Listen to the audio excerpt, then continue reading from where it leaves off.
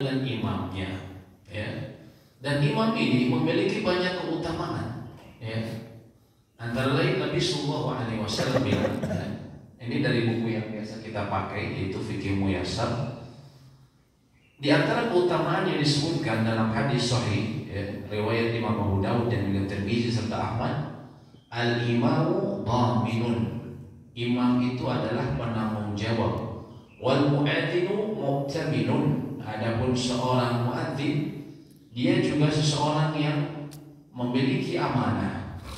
Allahumma arsyid al-immah. Nabi SAW kemudian mendoakan, ya Allah berikanlah petunjuk kepada para imam, waghfir lil muadzini, dan ampunilah para muadzin, ya. Artinya ini menunjukkan keutamaannya, bahwa mereka memiliki jabatan yang mulia di sisi Allah, yaitu imam dhamin atau penanggung jawab. Dari apa? Maksudnya dari pelaksanaan sholat berjamaah, ya. Adapun muadzin, dia orang yang diberikan amanah. Kalau dia tidak amanah mengenai waktu, maka bisa jadi seseorang berpuasa tidak sah kalau dia misalnya sebelum waktu maghrib sudah azan duluan, gitu kan? Sehingga dia termasuk orang yang sangat amanah, ya. Dan makanya Nabi SAW mendoakan ampunan, sekiranya suatu saat dia salah, gitu, semoga Allah mengampuninya. Maksudnya itu antara lain Nabi SAW. Dan menjadi imam adalah juga didoakan Nabi SAW untuk mendapatkan petunjuk. Nabi SAW menjelaskan siapa yang paling berhak dan paling patut menjadi imam dalam sabda Nabi SAW.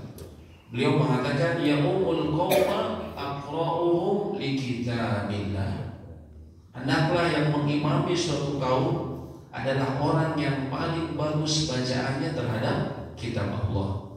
Yang paling bagus ini maksudnya bukan yang indah semata, tapi yang maksudnya kata para ulama, yang bacaannya benar sesuai dengan kaidah yang disebutkan dalam membaca Al-Quran, ya. Karena Al-Quran ini diturunkan oleh Nabi SAW, oleh Allah SWT melalui Jibril, yang Nabi SAW talaki langsung. Setiap Ramadan beliau talaki, belajar gimana ngajinya, gitu kan? Sehingga, ya, seseorang, ya, harus berusaha mengikuti bacaan yang dia dapatkan dari gurunya sampai ke Nabi SAW, ya. Artinya yang bagus bacaannya adalah yang benar sesuai kaidah. Adapun masalah keindahan dari suaranya itu terkadang seseorang berbeda, tergantung karunianya, ya. Bisa jadi memang suaranya seseorang bagus, tapi yang utama adalah tepat bacaannya. Fa in kanu fil qira'ati sawa, lalu bila mereka dalam hal bacaannya sama, fa'alamu bis sunnah, maka yang paling mengetahui sunnah, ya. Fa in kanu fi sunnati sawa, dan andaikan mereka dalam pengetahuan mengenai sunnahnya sama, ya, fa'adamu hijrah, maka mereka yang paling dulu hijrahnya.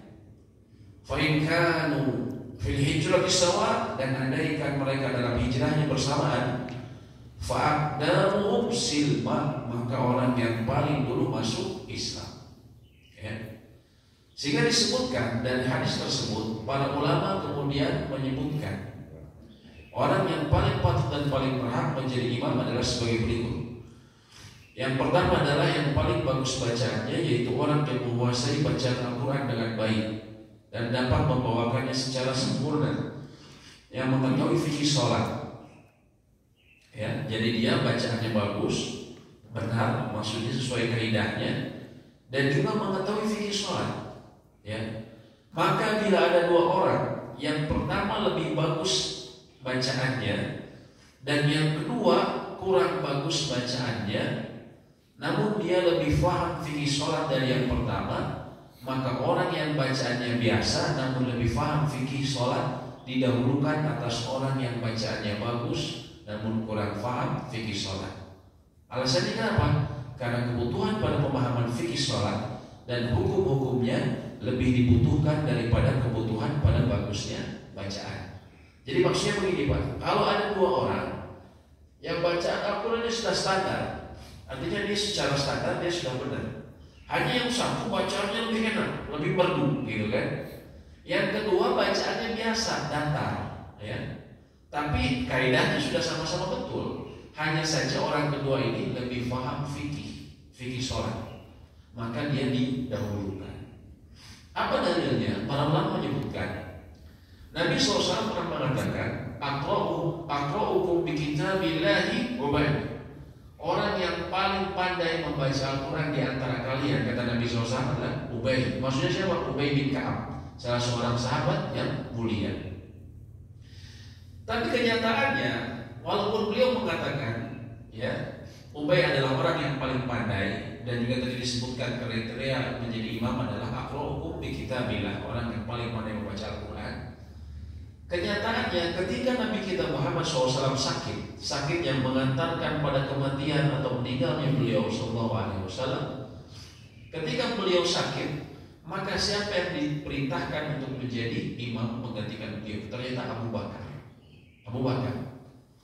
Di situ para ulama mengatakan, artinya Abu Bakar pun sudah di atas standar. Ya, hanya saja kalau mau bicara lebih bagus, lebih enak itu Ubay.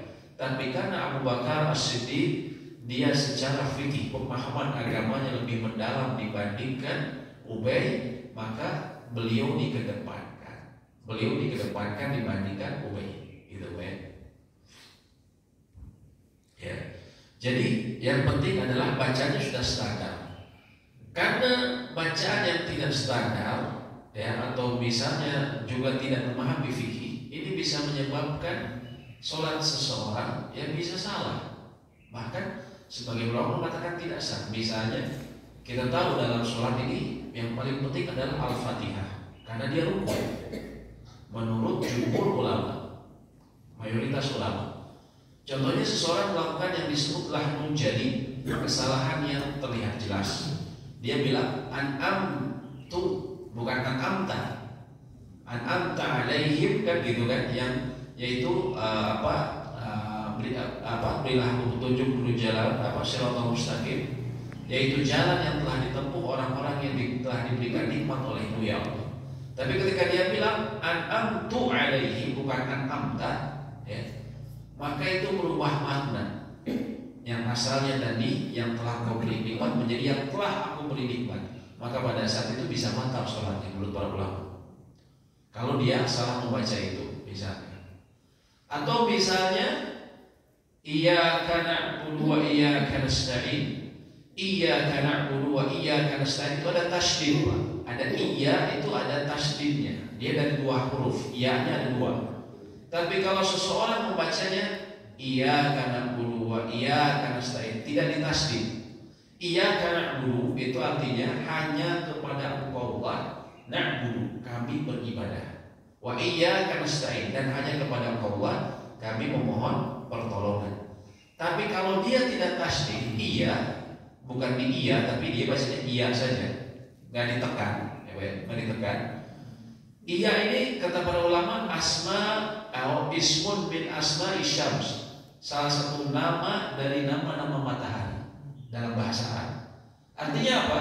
Kalau dia tidak bertasydid, maka artinya sama dengan kepada matahari mula aku beribadah, dan kepada matahari mula aku memohon pertolongan. Wah, ini kan artinya kacau, ya. Bisa berubah arti, ya. Itu diantara contoh pentingnya bacaan yang benar. Lalu yang berikutnya juga dia paham fikih sholat. Bisa jadi kalau seseorang tidak paham, bacaannya bagus tapi tidak paham fikih sholat. Misalnya, mohon maaf ya, dia nggak ada masalah dengan punggung dia, tapi ketika ruku dia tidak meluruskan punggungnya. Mohon maaf ya, ini banyak kesalahan. Dia tidak masalah, tapi dia rukunya cuma begini saja. Tidak ada masalah sama punggungnya. Dia tidak luruskan. Maka itu sedangkan ruku itu adalah rukun dari sholat, sesuatu yang tidak bisa ditinggalkan, baik sholat sendirian apalagi sholat berjamaah ataupun imam maupun munfarid. Maka orang ketika dia tidak meluruskan padahal dia mampu untuk meluruskan punggungnya, maka saat itu sholatnya tidak sah. Ya. Begitu pula iktidal ketika dia bangkit. Ketika dia bangkit dia harus menegakkan tulangnya. Tidak langsung sebentar, kata Imam Syafi'i, tidak seperti ular baru bangun langsung turun lagi. Ya. Dan ini banyak kejadian. Jadi dia seperti ini, rukunya Allahu Akbar, Sami Allahu, ini baru segini langsung turun Pak. Harusnya kan langsung tegak. Ini baru segini langsung turun. Kalau dia tidak paham mengenai hal seperti ini bisa menyebabkan sholatnya tidak sah. Makanya Nabi SAW bilang ya, makanya ini perlu pentingnya kita memahami mengenai fikih sholat ya. Nanti insya Allah mungkin kita akan lewat di fikih sholat. Beliau mengatakan, Inna rajula, sesungguhnya seseorang itu la yusallina aw la yusalli sittina sana. Dia sholat selama 60 tahun. Wala tuqbal lahu sholatun, akan tetapi satu sholat pun tidak diterima. Alhamdulillah. Kenapa? La'allahu yatimu ruku' wa la yatimu sujud. Bisa jadi dia menyempurnakan ruku'nya tapi sujudnya enggak sempurna. Au yatimu sujud wa la yatimu ruku', atau bisa jadi sujudnya sempurna tapi ruku'nya tidak sempurna. Bahkan Nabi SAW pernah menegur, pernah melihat seseorang rukunya tidak sempurna, padahal dia mampu, gak ada masalah hukum, dia tak lurus. Kemudian beliau mengatakan, ya, dan juga ini diriwayatkan ada athar dari sahabat namanya Hudzaifah al-Yamani. Beliau mengatakan, "Lau mata hada ala hadihi." Andaikan orang ini meninggal dalam keadaan seperti itu sholatnya, mata ala ghairi millati Muhammadin sallallahu alaihi wasallam, maka dia meninggal bukan dalam keadaan agama Muhammad sallallahu alaihi wasallam. Waduh, ternyata serius ya.